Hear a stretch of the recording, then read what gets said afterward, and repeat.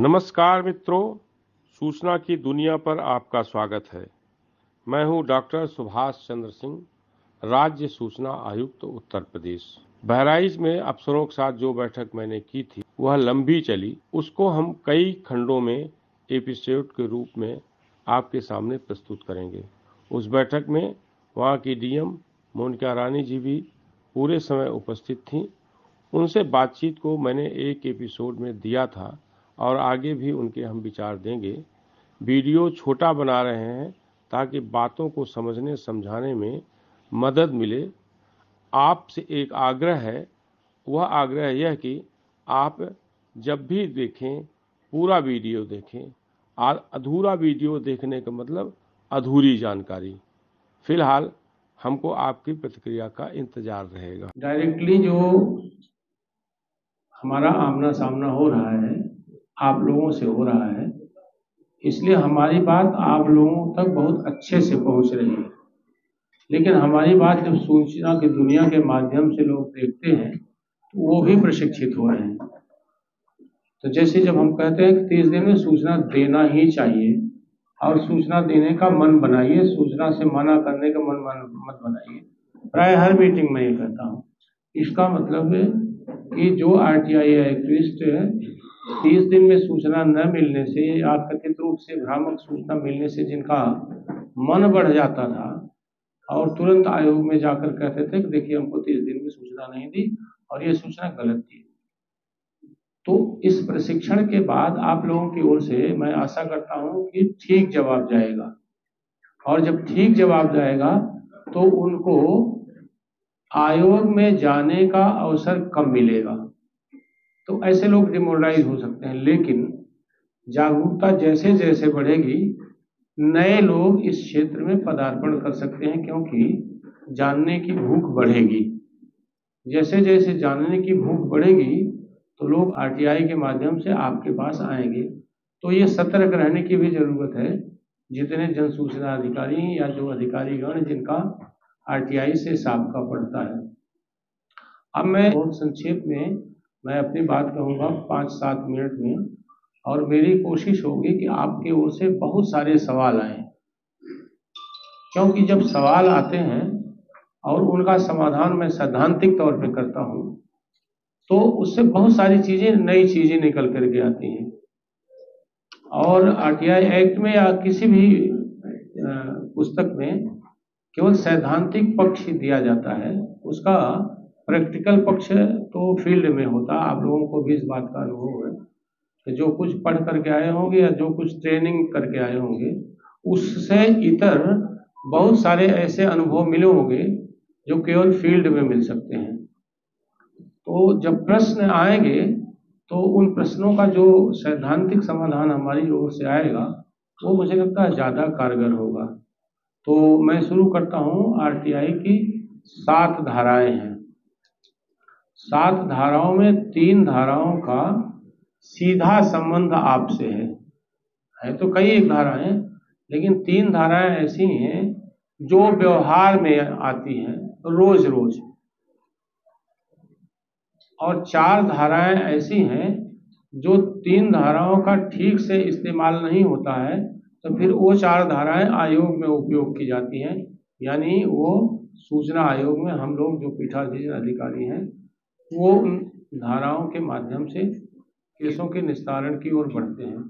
जो 3 धाराएं हैं आपसे संबंधित, वो है धारा 6(1).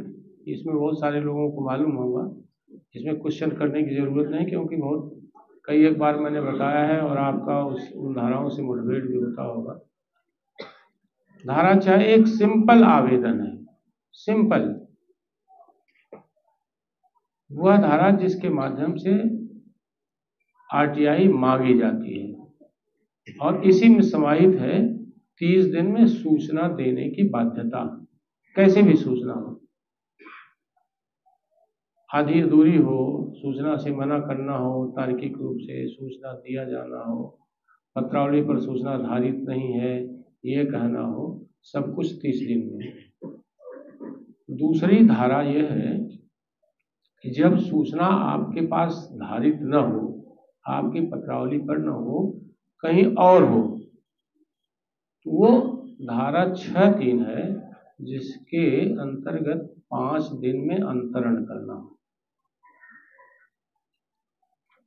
और जब आप सूचना दे दें या न दें, या अंतरण करें न करें, आपसे रुष्ट होकर जो अगला कदम आरटीआई एक्टिविस्ट या आरटीआई लगाने वाले का होता है, वो प्रथम अपील होता है, यानी प्रथम अपीली अधिकारी के पास जाना होता है।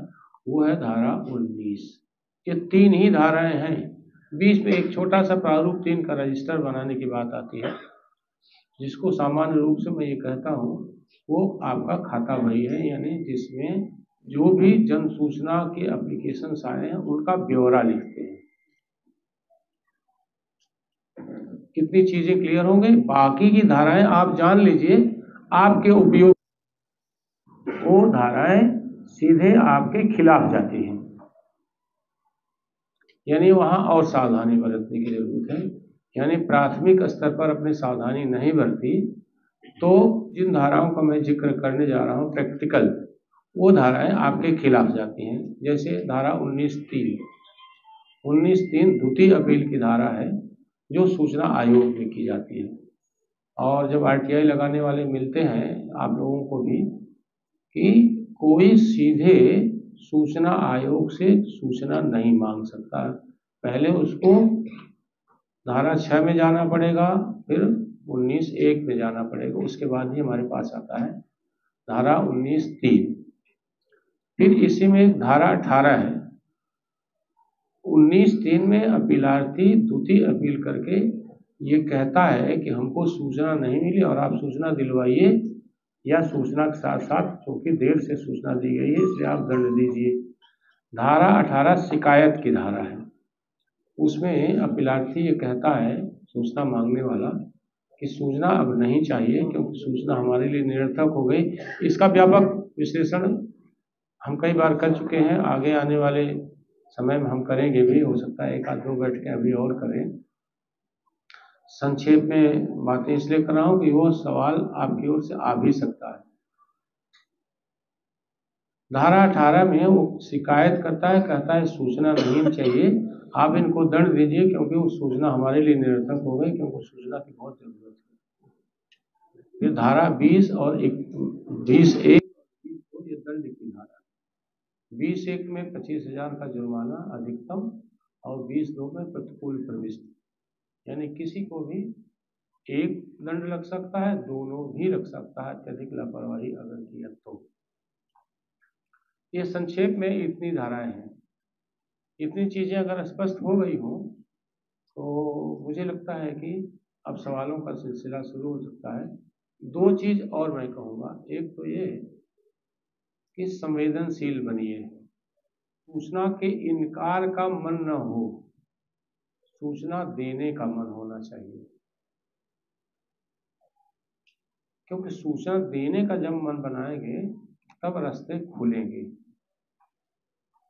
ये कुछ वैसे हुआ जैसे कोई आपके पास काम लेकर के आया, और सामान्य रूप से आप लोगों को बताया भी जाता है कि अगर कोई एप्लीकेशन आती है तो सर्वप्रथम यही कहा जाता है कि उस काम को करने के बारे में सोचिए, यानी पॉजिटिवली उस समस्या के समाधान के बारे में सोचिए।